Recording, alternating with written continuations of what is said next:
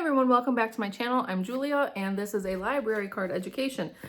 And today I'm going to discuss something that I just kind of had an epiphany with, and I know it's nothing new, but it's kind of new for me. And maybe I can encourage some of you to do the same thing too. What I am looking at is developing self-improvement. As many of you know, I started this channel because I wanted to get over my fear of public speaking, and in hopes someday soon I can stand up in front of a group of people and not feel like my knees are gonna buckle under me and I don't start fumbling words and get tongue-tied and start stuttering and break out into a cold sweat and have a heart attack and die. Hoping very, very soon that happens. But until then, that's what this channel was originally aimed for. And it was a couple of days ago that I realized I'm actually improving myself through using this channel. And then I got to thinking, there are so many things that I have wanted to do that I haven't done them. And I was realizing I'm going to be married for 19 years. There have been things that I have wanted to do for 20 to 24 years, and I've never done it. I've started, I've dabbled, I've considered it, but I've always talked myself out of it because, well, I'm a perfectionist. I'm going to do it right, and I'm going to do it the way that I want to do it instantaneously. And if I can't do it that way, I'm just not going to do it. Or I get anxiety over it because I'm not progressing fast enough. Or having 6 children, especially 4 and 5 years, no time. And I realized, now's the time. It doesn't matter what the excuses are, what my trepidations have been. Now is the time. So I'm doing something that I'm going to call Mother Culture, Martha Meets Mary. And maybe that's something that's going to interest you too. So let me just describe what this is. If you've never heard of Mother Culture, it's an idea in the Charlotte Mason community. Mother Culture is essentially the intentional practice of a mother continuing to nourish her own mind, soul, and interests. Mother Culture, why it matters is Mason famously believed that mothers were born persons, meaning their individual identity, intellect, and spiritual well-being do not disappear when they have children. Mine kind of did. The core philosophy is that a mother cannot feed her children's minds and souls if her own inner life is starving. By carving out small moments to learn, relax, and grow, a mother models a love of learning and prevents burnout. Oh boy, I have been running on burnout for quite a while. I have become a very uninteresting person, and there's nothing wrong with homeschooling. It is the most beautiful and self-sacrificing experience that any woman will ever undertake, and it deserves a tremendous amount of respect. But I have realized that unless I start pouring into me, I'm going to be a very uninteresting person when my children fledge this home. At some point, I'm not going to have a child to homeschool anymore, or children to homeschool. At some point, I will have to look at myself in the mirror and figure out what it is that I'm going to do with myself and do with my days, because I won't have that stage of life anymore.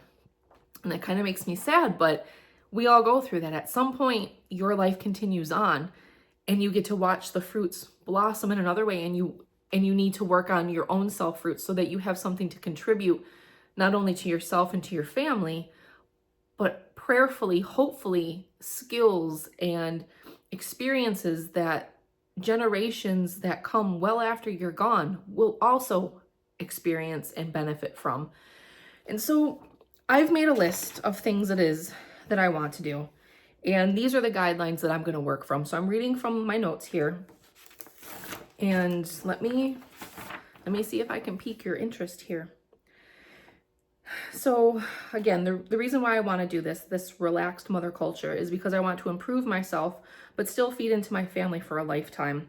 Every skill I learn will benefit all the generations that come after me. Every skill that I nurture, because I'm going to pass it on to my children or my grandchildren, or I'm going to pour that into my local community through volunteer work. I don't know how any of this is going to work out and what it's going to look like 20 years from now, but you better believe that it's going to impact others, not just me. And so this is what my goals are. Pick a hobby or interest every 3 to 4 months to develop. I'm picking 2 to start because the first one is very seasonal dependent. And once you start it, it takes about a half hour to 45 minutes to start. It is mushroom growing. I could have gotten them out of my fridge. They're in my fridge right now. North Spore. If you see my post, I have a post somewhere, however YouTube works. I posted a picture of mushroom spawn. I did it a few years ago. It had ended up dying because I had all these babies and I couldn't nourish the actual substrate to keep it healthy and flourishing. I'm going to try it again, and I'm going to try to grow wine caps and what are those? Italian snow caps. There's I forgot, some sort of snow mushroom that will bloom in my area in January of all time. So that's pretty cool. But because that is such a finite amount of time, I'm going to be trying cake decorating. I have wanted to do that for almost 25 years. In fact, I probably even wanted to do that in high school. And I never found anybody that could teach me. Every time Joann Fabric said that they were going to offer a course, it always was canceled. It always fell through. And then COVID, and I just, whatever, I put it off, and now I'm going to do it. This is May, and all but one of my children are born in fall. So I have 5 kids that I want to make beautiful little cakes for, even if it's just piping a little border around it. I just want to do something more than, spoon it on with a little swirly. So that's what I'm going to do. Those are the first ones that I'm going to pick up. The second thing, pick one thing to change, do, or add for your physical well-being. So for me, it's taking walks. I need to reduce my stress. But you can choose quitting Facebook or socials, set a bedtime and stick to it, put your feet up for 15 minutes in the afternoon before making dinner. How many of us really, truly relax? We're always multitasking even when we relax. Just put your feet up for 15 minutes and let yourself relax. Something else you can do is play rough and tumble for 15 minutes daily, especially if you're a boy mom. Just go out there and throw down like you're a powder puff player and climb trees and jump on a trampoline and just pretend that you're a 7-year-old again for 15 minutes a day. Or anything else it is that's going to help you improve your physical well-being. The next thing, pick one element to improve for your faith.